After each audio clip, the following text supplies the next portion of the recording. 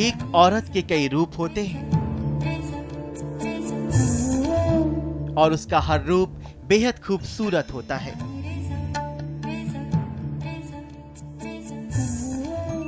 एक औरत खुद को हर किरदार, हर रिश्ते में बेहद खूबसूरती के साथ ढाल लेती है, पर इन रिश्तों में भी एक रिश्ता ऐसा है जो सबसे खूबसूरत और प्यारा होता है।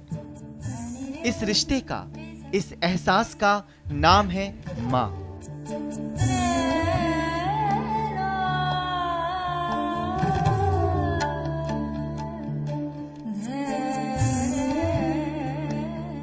ये रिश्ता अनमोल है, जिसका हर औरत सपना संजोती है।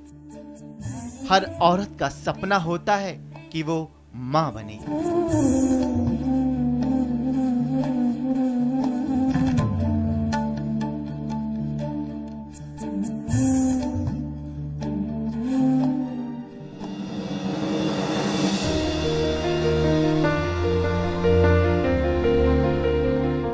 यूं तो माँ बनना आसान नहीं होता, लेकिन फिर भी माँ बनने के लिए एक औरत हजार दर्द सहकर भी इस एहसास को महसूस कर खुशी से सिहर उठती है। पर जिस औरत को इस रिश्ते का साथ ही नसीब ना हो, तो उनकी जिंदगी कितनी बेरंग, बेनूर सी हो जाती है। उसकी आंखों में कितना दर्द छुपा होता है कि वो कभी माँ नहीं बन सकती।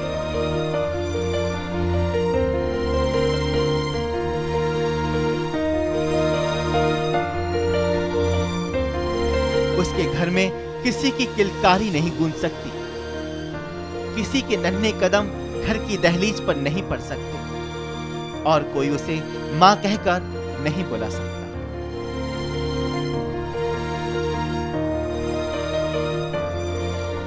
ऊपर से जमाने का सितम और ताने कि वो वे औलाद है, ये सुनकर किसी की भी आंखें नम हो जाती हैं और कलेजा कांप सा जाता है।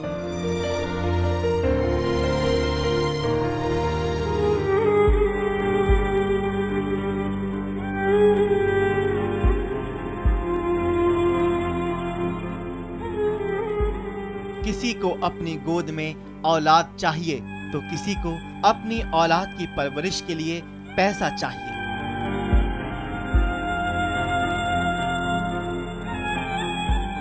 दोनों ही अपने हालातों के आगे मजबूर हैं।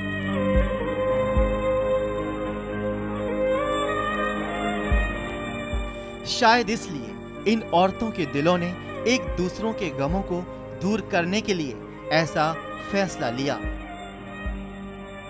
जिससे इन दोनों की जरूरतें भी पूरी हो जाती हैं और इनकी चाहतें भी आखिर अपने मुमकिन मुकाम तक पहुंच ही जाती हैं। इनके गमों को दूर करने का एक रास्ता, एक जरिया है, जिसका नाम है किराए की कोख।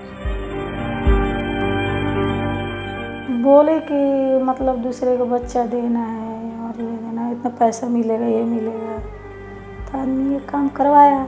मेरे बेटे का ना पेट में वो हो गया था, ऑपरेशन कर रहा था, उसमें मेरे को जो बहुत ज़्यादा पैसा खर्च लग गया था, इसलिए मेरे को ये सब करना पड़ रहा है। क्या करेगी, मजबूरी तो मैं करा ली। ऊपर वाले के हाथ में छोड़ दी, जो भी कुछ होगा। यानी गांव में कुछ भी नहीं है हमारे पास, और दो लड़कियां, घर वाला मजदूरी करता है, इसलिए मुझे करवाना पड़ा है। कहाँ से उतना करे, पढ़ाने लिखाने में भी खर्च होता है, खाने में भी, यहाँ तो रूम रेंट लेने पड़ता है, उसमें खर्च होता है, सब कुछ में ऐसे, इसीलिए करवाएं। अपने आदमी के लिए। क्या हुआ है? कैंसर।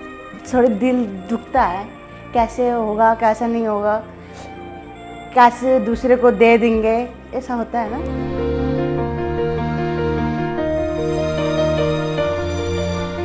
भला दूसरे बच्चे को कौन महिला अपनी कोख में पालना चाहेगी, लेकिन गरीबी या भूख क्या नहीं करवा देती। आमतौर पर 18 से 35 साल तक की गरीब महिलाएं सरोगेट मां बनने के लिए तैयार हो जाती हैं।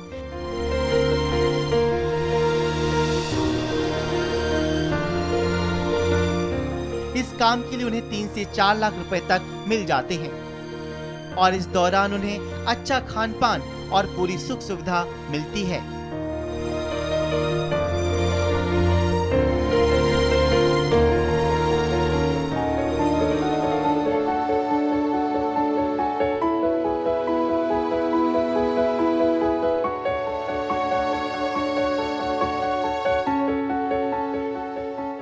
किराए की कोख का मतलब होता है सरोगेसी, जिसमें एक औरत किसी दूसरे पति पत्नी की संतान को अपनी कोख में 9 महीने रखकर उसे जन्म देती है।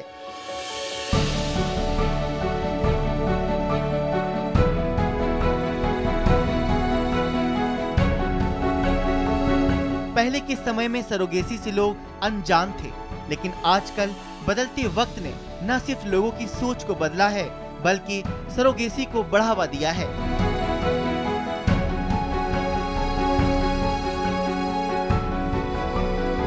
हमारे देश के कानून में सरोगेसी को 2002 से ही कानूनी तौर पर मान्यता दे दी गई थी, लेकिन लोगों को इसे अपनाने में और समझने में वक्त लगा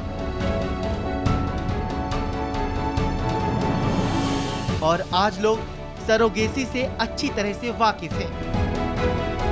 अक्सर लोगों के जहन में ये गलतफहमी होती है कि एक सरोगेट माँ किसी और के साथ शारीरिक संबंध बनाती है,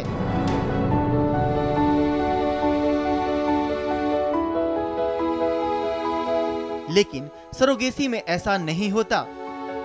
सरोगेसी 2 प्रकार की होती है, एक ट्रेडिशनल सरोगेसी और दूसरी जेस्टेशनल सरोगेसी। ट्रेडिशनल सरोगेसी में पिता के शुक्राणुओं को एक अन्य महिला के अंडाणुओं के साथ निश्चित किया जाता है।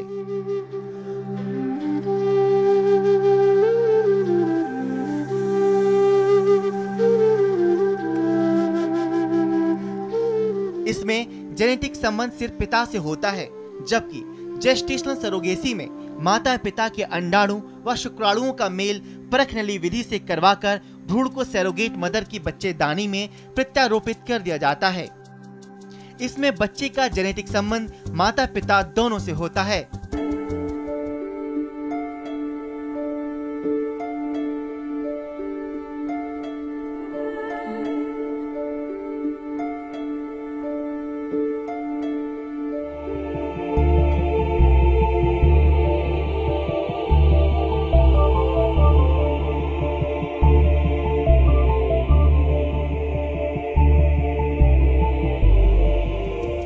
सरोगेसी को पूरी तरह से समझने के लिए किसी डॉक्टर से बात करना बेहद जरूरी है। गुड़गांव की doctor Sonu Balhara surrogacy specialist doctor हैं, जिनसे हमने सरोगेसी के बारे में बात की। जिसको हम सरोगेसी एडवाइस करते हैं, जैसे पेशेंट्स जिनका यूट्रस ही नहीं है, मतलब बच्चेदानी किसी वजह से यंग एज में ही उनकी निकाल दी गई है, और या जिसके ये है कि वो बेबी को फुल टर्म तक कैरी नहीं कर सकते हैं, जैसे बीच में ही अबॉर्शंस हो जाते हैं, मल्टीपल अबॉर्शंस हो गए हैं, या प्री टर्म बर्थ हो गया है, या जो पेशेंट्स को एज बहुत ज़्यादा है, या मेडिकल रीजंस जैसे उनको बहुत सीवियर डायबिटीज़ या ब्लड प्रेशर या हार्ट डिजीज़ है कोई, वो वाले पेशेंट्स को हम सरोगेसी एडवाइस करते हैं। एंड एक्चुअली सरोगेसी का मतलब है कि जैसे बच्चेदानी को, वूम को किराए पे लेना, मतलब आप दूसरे की वूम में अपने बच्चे को उसकी ग्रोथ हो रही है, फिर वो टर्म तक, और फिर बच्चा उन पेरेंट्स को मिल जाता है। आईवीएफ का मतलब है कि आईवीएफ और इक्सी करके हम फिर सरोगेट में डालते हैं बेबी को। आईवीएफ का मतलब है कि एक तो हम पेशेंट को जो है उसकी ओवरीज को स्टिमुलेट करते हैं इंजेक्शंस लगा के, जो महीने जैसे पीरियड स्टार्ट होता है उसके सेकेंड डे से इंजेक्शन स्टार्ट करते हैं, और 10 या 11 दिन तक इंजेक्शंस लगते हैं ताकि उसके जो अंडेदानी है उसके फॉलिकल्स अच्छे साइज़ तक के बन जाएं। उसको फिर उसके बाद उनको बाहर निकाल के लैब में माइक्रोस्कोप के अंदर एग के अंदर एक स्पर्म को डालते हैं, उस प्रोसीजर को इक्सी बोलते हैं। या आईवीएफ अकेला जो है उसका मतलब ये है कि अंडे को हम अलग से स्पर्म्स के अंदर छोड़ देते हैं ताकि वो अपने आप फर्टिलाइज हो जाएं। फिर दूसरे और तीसरे दिन देखते हैं कि उनमें से कितने बेबीज़, मतलब एम्ब्रियोज आगे बढ़ रहे हैं, अच्छी तरह ग्रोथ हो रहा है। तो जिनका बहुत अच्छा, जो ग्रेड ए एम्ब्रियोज होते हैं उनका सक्सेस रेट बहुत अच्छा है, या जितने भी बन गए पेशेंट के उसमें से 1 या 2 एम्ब्रियो हम वापस बच्चेदानी के अंदर डाल देते हैं। सरोगेसी में क्या होता है कि ये अंडा और स्पर्म, मतलब एग एंड स्पर्म, वो कपल के हैं जो जेनेटिक पेरेंट्स हैं, उसका बेबी बना के और फिर हम सरोगेट मीन्स जो थर्ड पर्सन है उसके वूम के अंदर डाल देते हैं।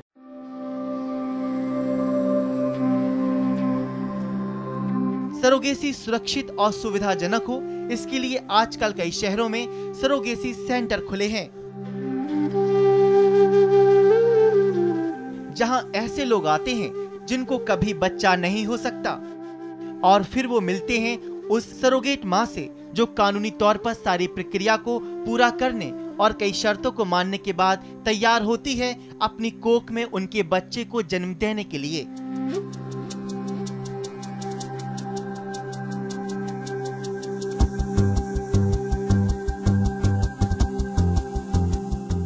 ऐसा ही गुड़गांव का एक जाना माना वंश सरोगेसी सेंटर है, जिसने हजारों मां की सूनी गोद को खुशियों से भर दिया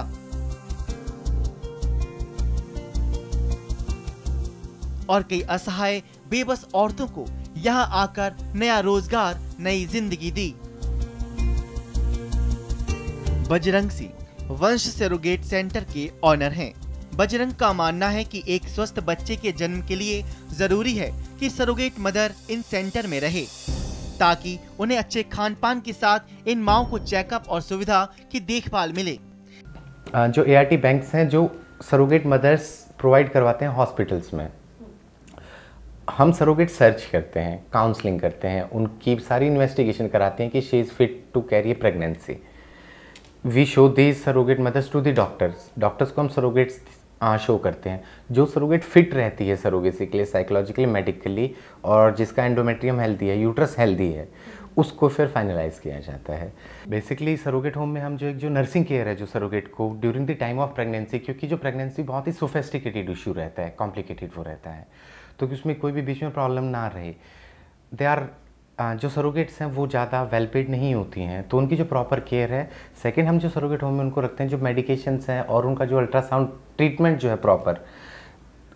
बेसिकली सरोगेट होम ओपन करने का रीज़न ये है कि एक प्रॉपर ट्रीटमेंट सरोगेट को जाए। जो वर्ड ऑफ माउथ से सरोगेट्स आते हैं स्लम एरियाज जो कई फैक्ट्रीज़ में काम करती हैं, जिनकी जो अर्निंग्स होती है वो जितना ये 10 साल में भी नहीं कमा पाती हैं, एक सरोगेसी करने में ये इतना अमाउंट कमा लेती हैं, अर्न कर लेती हैं।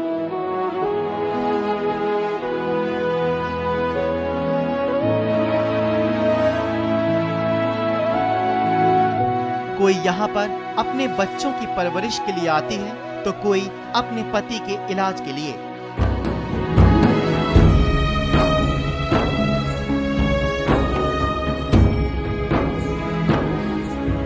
ये सभी हालातों के आगे बेबस हैं।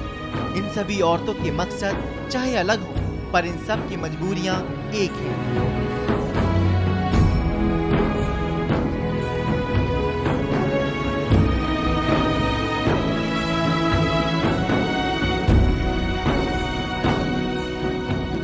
अपनी अपनी मजबूरियों के चलते ये इस सरोगेसी सेंटर में आती हैं।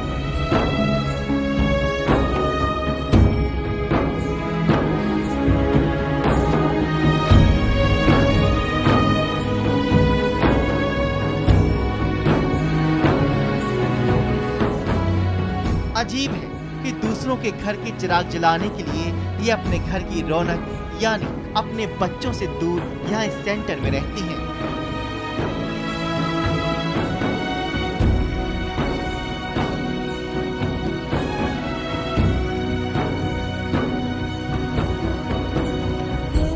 और बच्चे के जन्म तक ये सेंटर ही इनका घर होता है।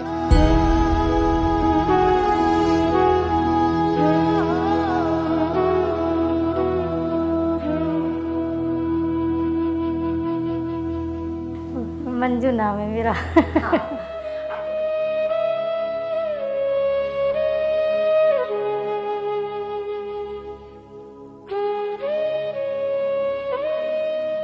सगरोटी भी करवाए हम, मजबूरी थी मेरी इसलिए हमने करवाया।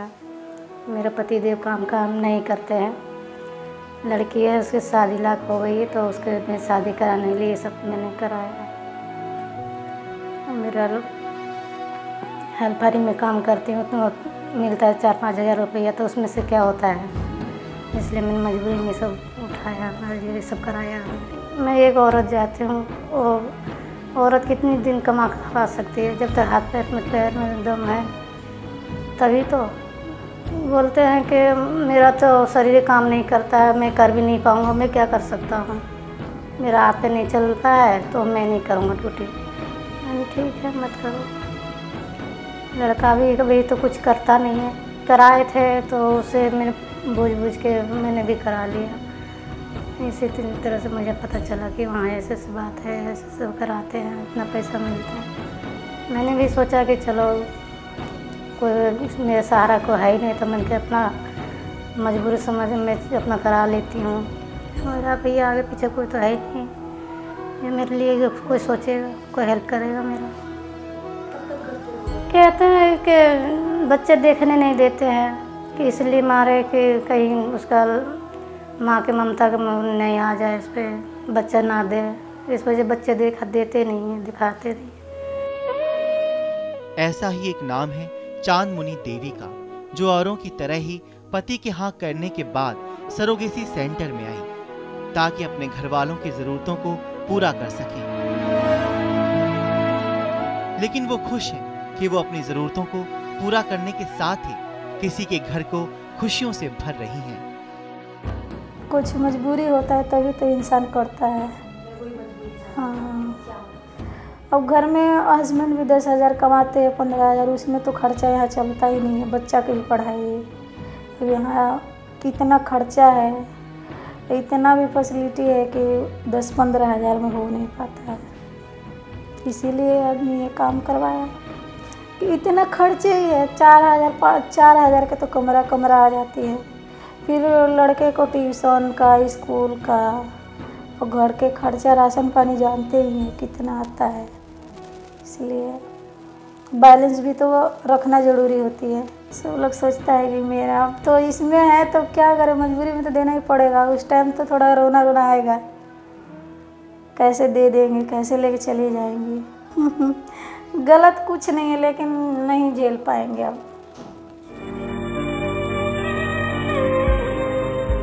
लेकिन मजबूरी एक ऐसी चीज़ होती है कि वो सब कुछ करना पड़ता है। सोनी जो इस दुनिया के दर्द से अनजान थी और अपनी छोटी सी दुनिया और कम आमदनी में भी अपने पति और बेटे के साथ खुश थी,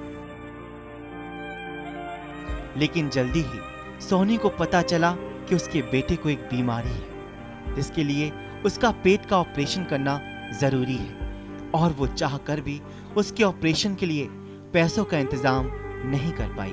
मेरे बेटे का ना पेट में वो हो गया था, ऑपरेशन कर रहा था, उसमें मेरे को जो बहुत ज़्यादा पैसा खर्च रहा गया था, इसलिए मेरे को ये सब करना पड़ रहा है। कितना पैसा खर्च हुआ था? 4-5 लाख रुपए उसको पेट में लगा है। नहीं, एकदम से नहीं, फिर अब परिवार में पूछा, अपने फैमिली से पूछा, फिर उसके बाद हमने हाँ बोला। सबसे पहले मुझे पूनम ने बताया कि ये सरोगेटी होती है, एक लेडीज़ है, वो भी दिल्ली से है, वो भी करवा चुकी थी, इसलिए उसने मुझे भी बताया कि आप भी करवा सकते हो। उसने ये बताया कि सबसे पहले आपका इलाज होगा, आपकी साइकिल आएगी, फिर उसके बाद आपकी दवाई चलेगी, फिर लाइनिंग बनेगी, फिर उसके बाद आपका ईटी होगा, फिर आपको 9 महीना रहना पड़ेगा, और फिर आपका जो बच्चा पैदा होगा आपको दूसरे को देना पड़ेगा। ये सब पहले सोचना पड़ता है कि हमें 9 महीना बच्चा पेट में रख के फिर दूसरे को देना है, तो इसका हमको कोई वो नहीं होता है, लालच नहीं रहता है कि ये मेरा बच्चा है। हमको ये लगता है कि मेरा पेट में किसी दूसरे का बच्चा पल रहा है।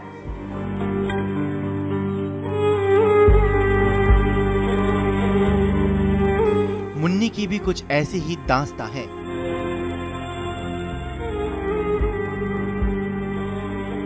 अपने बच्चों को पढ़ाने लिखाने की ख्वाहिश के लिए मुन्नी अपना घर-बार छोड़कर यहाँ आई हैं, क्योंकि मुन्नी की इच्छा है कि उसके बच्चे कभी गरीबी का मुंह न देखें और कभी किसी तकलीफ का सामना न करें।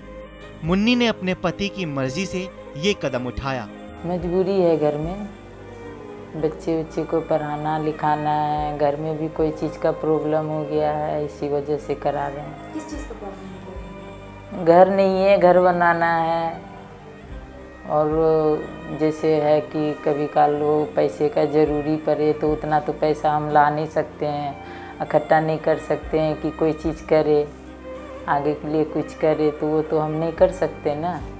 कहाँ से उतना करे, पढ़ाने लिखाने में भी खर्च होता है, खाने में भी, यहाँ तो रूम रेंट लेने पड़ता है उसमें खर्च होता है, सब कुछ में। ऐसे पति तो काम करते हैं, ऐसा बात नहीं है काम करते नहीं है, तो फिर उसके काम में तो उतना होते नहीं है। कितना कमाते हैं, 8-10 हज़ार कमाते हैं, उसमें तो बस पूरा हो जाते हैं। तो नहीं है, कोई भी आता है मैडम मजबूरी से ही आता है, ऐसे तो कोई आता नहीं है। किसी का भी मतलब इंसान को तो हर चीज़ का ही परेशानी है। आजकल के युग में कोई ऐसा चीज़ तो नहीं है कि हम अपने घर से खाना खा रहे हैं, ये कर रहे हैं। हम लोग रूम रेंट देते हैं, 5,000 रूम रेंट लगता है हम लोग को, कहाँ से करें। अब 10,000 में 5,000 रूम रेंट दे दे तो 5,000 में कहाँ से ना पढ़ा सकेंगे, ना खिला सकेंगे, कैसे क्या करेंगे। यही सब मजबूरी से सब यही काम जब चालू हुआ तो करने लगा। और तो देखने का तो 9 महीना पेट में रखेंगे तो फिर भी तो मन करेगा कि चलो देख लें कैसा है नहीं है। वो तो होता ना, हर माँ को होता है, मैं ऐसा नहीं है कि नहीं होता है। ऐसी ही कहानी है सीता की, जो नेपाल से है। कई सालों से वो दिल्ली में रह रही हैं। पैसों की परेशानी के लिए वो यहाँ आई और अपने बच्चों के भविष्य के लिए सीता ने ये कदम उठाया और चुना सरोगेसी का ये रास्ता। हाँ, और नेपाल में रहने वाली हूँ, कापासड़ा बॉर्डर से आई हूँ यहाँ पे। और कुछ पैसा को परेशानी होती है, हाँ, किसी वजह से कराना पड़ता है। वो क्या करा रही हूँ अभी, और ऐसा कुछ नहीं है। परेशानी है, कोई मेरे पापा बीमार है, ऐसे कुछ परेशानी होता है ना हर चीज़ के लिए ना। मेरे पापा गांव में बीमार है और कुछ ज़मीन खरीदना होता है, ऐसी परेशानी होती है और कुछ नहीं है ऐसा। तो पूरा तो पड़ता है, 12,000 रुपये कमाते हैं, वैसे तो पूरा हो जाता है, पर ऐसे कुछ परेशानी होता है ना घर पे। अब यहाँ पे रहेंगे तो कुछ कमरा किराया भी देना पड़ेगा, बच्चे खर्चा, स्कूल का खर्चा सब हो जाता है ना। अब सरोगेसी ऐसे कराना है, बच्चा किसी को देना होता है, वो किराया, जैसे किराए का कमरा होता है ना, वैसे किराए का कमरा जैसे ऐसे बच्चा किराए में रखना होता है 9 महीने तक, फिर 9 महीने बाद किसी को देना पड़ता है। ये बोलने बस होता है। वो तो मन थोड़ी दिल दुखता है, कैसे होगा कैसा नहीं होगा, कैसे दूसरे को दे देंगे, ऐसा होता है ना। हाँ, किसी के लिए कुछ कर रहे हैं तो किसी के लिए, और किसी का, अब हमारे भी बच्चे नहीं हैं तो किसी का बच्चे देखते हो तो थोड़ी वो होता है ना। तो किसी का बच्चा नहीं होता तो उसके लिए भी कुछ करे तो वो तो भगवान ही देखता है ना। किसी के लिए इतना बड़ा काम कर रहे हैं तो थोड़ी दिल को भी सुकून मिलता है ना। हाँ, दूसरे के लिए भी कुछ करो। और अपने तो बच्चे है ना, बच्चे तो हम ही जानते हैं बच्चे होते तो कैसा, और बच्चे नहीं होता तो कैसा होता है, वो तो हम ही जानते हैं ना। हमारे देश के कानून में सरोगेसी को 2002 से ही कानूनी तौर पर मान्यता दे दी गई थी और ऐसा कोई कानून नहीं जिसमें सरोगेसी पर रोक लगाई जाए।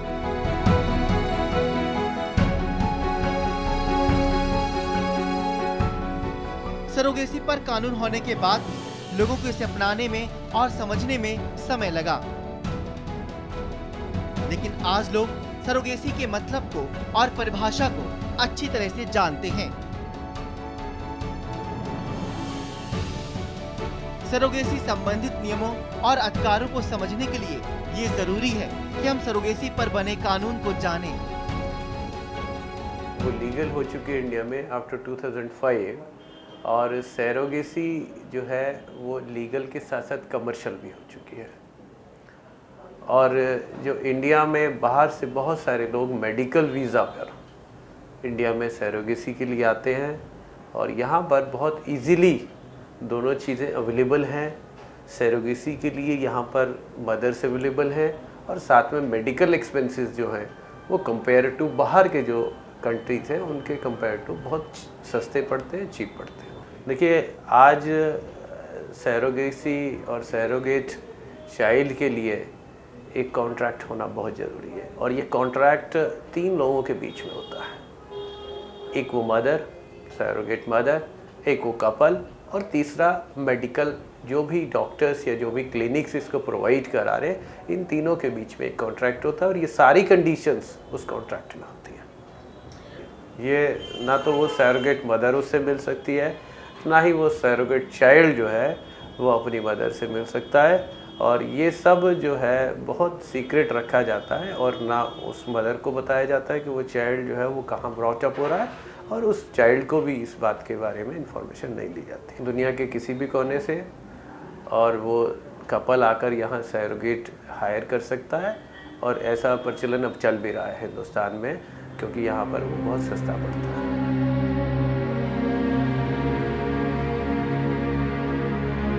भारत में सरोगेसी के जरिए संतान प्राप्त करने का खर्चा 10 से 15 लाख आता है, जबकि अमेरिका में सरोगेसी के जरिए संतान प्राप्त करने का खर्चा 50 लाख रुपए से भी ज्यादा आता है।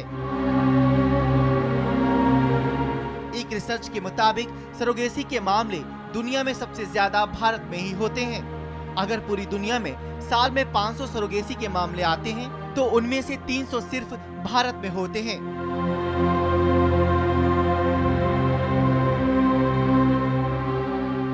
भारत में ये सुविधा सस्ती मिल जाती है, इसलिए विदेशी भी किराए की कोख के लिए भारत की ओर अपना रुख करते हैं।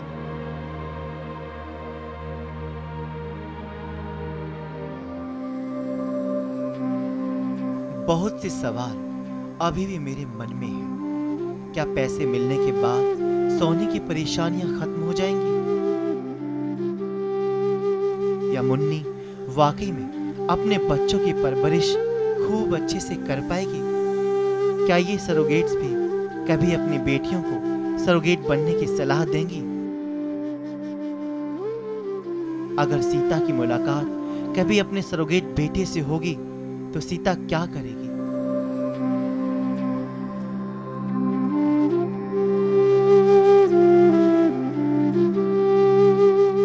इनमें कई महिलाएं अपनी जरूरतों के आगे हार मानकर सरोगेट होम दोबारा जरूर आएंगी, मगर ये महिलाएं यहाँ कुछ पाने ही नहीं आई हैं, ये कुछ देकर भी जा रही हैं।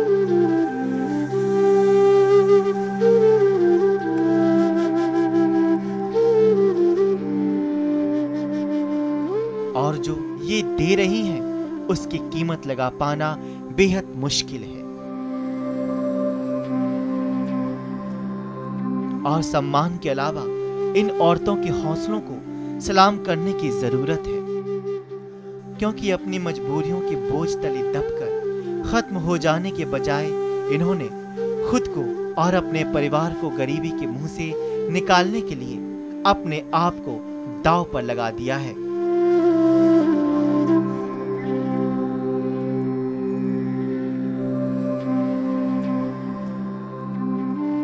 और साथ ही कितने ही परिवारों को ऐसी खुशी दी है जो दुनिया की हर खुशी से परे है।